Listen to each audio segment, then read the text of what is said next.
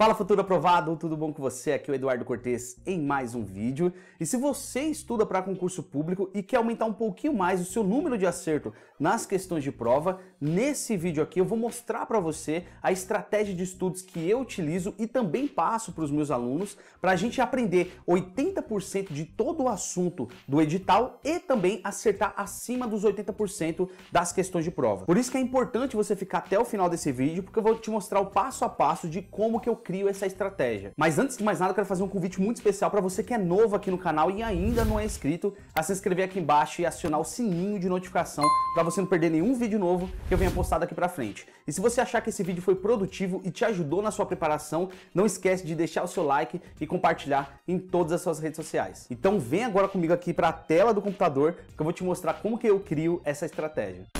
Então vamos lá, pessoal. Qual que é a estratégia que eu adoto para aprender 80% dos assuntos mais relevantes do meu edital e também acertar um pouquinho acima dos 80% das questões de prova? Eu vou tomar como padrão aqui esse plano de estudos que eu fiz para um dos meus alunos que está começando a estudar agora para o DPEM 2020. Mas você deve adaptar essa estratégia para o seu edital, para as matérias do seu concurso. Fechou? Então vamos lá. Do lado esquerdo vão ter as disciplinas do meu concurso. Aqui uma parte muito importante. O peso, a relevância daquela disciplina na sua prova. Isso daqui é fundamental para você criar uma estratégia boa de estudos. Segundo, a quantidade de questões que será cobrada daquela matéria. E por último, a porcentagem de distribuição dessa disciplina no decorrer da minha prova, ok? São 3 perguntas básicas que eu devo fazer para criar essa estratégia de estudos. Primeiro delas, quais disciplinas têm maior peso e maior quantidade de questões na minha prova? Olhando aqui para a nossa tabela, atualidades e execução penal com 20 questões ocupa 50% da minha prova. Olha que importante esse dado estatístico. 2 matérias já são metade da minha prova. Isso é muito importante.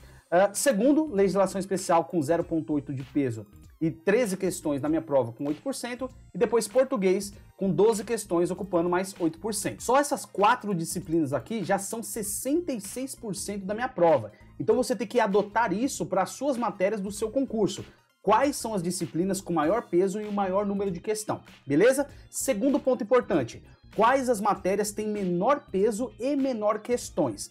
No nosso caso aqui, é ética no serviço público com 3 questões e direitos humanos com 5 questões. Por que é tão importante você analisar essas matérias com menor peso e menor quantidade de questões? Uma, porque a probabilidade é baixa de cair questões na distribuição geral da prova. E segundo, porque você deve deixar elas um pouquinho de lado e se dedicar a outras disciplinas mais complexas, mais complicadas de você estudar. Fechou? E a terceira e última pergunta que você deve fazer é a seguinte: quais matérias têm o mesmo peso, né, a mesma relevância na prova e também a mesma quantidade de questões? Isso daqui é fundamental. Ó, temos algumas disciplinas com o mesmo peso e a mesma quantidade de questões, tirando aqui informática, que é 0,5, que é o mesmo peso, mas a quantidade de questões é menor. Por que isso é tão importante? Porque a partir de agora, né, depois dessa terceira pergunta, você vai se dedicar um pouquinho mais àquela matéria e àqueles assuntos que você teve mais dificuldade em aprender no decorrer do processo de aprendizado. Por que isso é tão importante? Para você dedicar um pouquinho mais de tempo, um pouquinho mais de qualidade nos seus estudos, para você garimpar ainda mais uma pontuação bacana nessas matérias que você tinha dificuldade. Então essas foram as 3 perguntas básicas. Agora eu vou lá no cronograma de estudos mostrar para você como que é feita a distribuição das matérias e assuntos.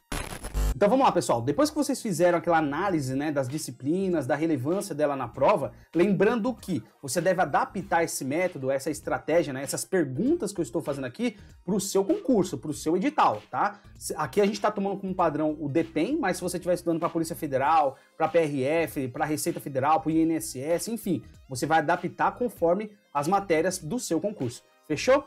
Depois que você fez toda essa pré-análise, agora chegou a hora de você montar o seu plano de estudos. Esse plano aqui que eu montei para o meu aluno é especificamente voltado ao curso do Focus Concursos, que é o curso que ele tem disponível para poder estudar. Mas você pode adaptar também para o seu curso preparatório. Pode ser o Gran Cursos, o Alphacom, o Estratégia, enfim, qualquer cursinho preparatório. Um dos critérios primordiais para você distribuir bem as matérias e os assuntos dentro do seu planejamento é avaliar quais são as matérias com maior peso e maior questão de prova. Lembra que na primeira análise a gente viu que execução penal e atualidades são as disciplinas com maior peso e maior número de questões? Então elas estão aqui, ó. Execução penal tá 3 vezes na semana e atualidades 2 vezes na semana, ok? Um segundo ponto, e eu acho que é o mais importante, é você saber quais são os assuntos mais cobrados de cada uma das disciplinas.